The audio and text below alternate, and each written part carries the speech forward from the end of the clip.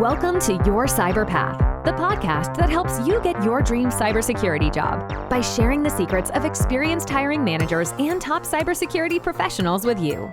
Now, on to the show. So in an interview, it would be completely fair for somebody to ask you as a cybersecurity analyst or a penetration tester, or even an entry-level help desk person, to be quite honest, what are the 5 factors of authentication? So, Kip, what are the 5 factors of authentication? Jason, I really appreciate you asking me about this. I know it's completely irrelevant to the job that I'm being, that I'm being considered for. Well, the 5 types of authentication, as I understand them, the first type would be something that you know, that is something that I have in my brain, and that could be a password, for example. A second type of authentication is something that I have or that is in my possession. And I think about my iPhone, or somebody may have an Android device or something, but that's in my possession. It's under my control. It's a thing, and that's another way that you might be able to authenticate me. A third type would be something that you are, and this really goes back to things like a fingerprint or face geometry.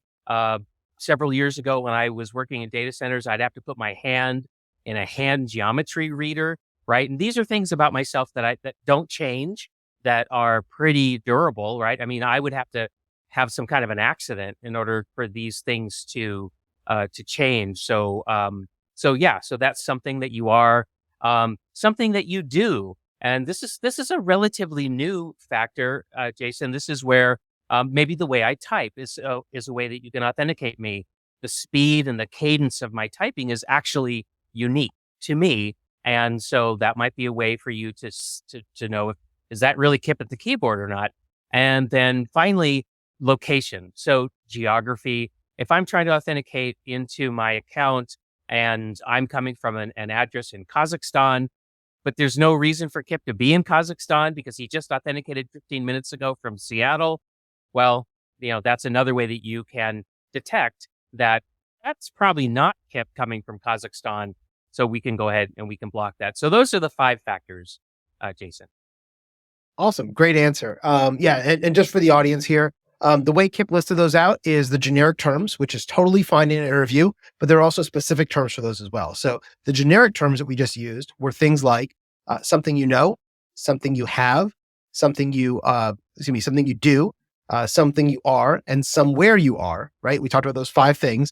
And another way we would talk about this is the more traditional way of saying it. So instead of saying something you know, you could say that's a knowledge factor. Something you have is considered a possession factor. Something you are would be considered a biometric or inheritance factor. And then if you do something you do, that's considered a behavior or action factor.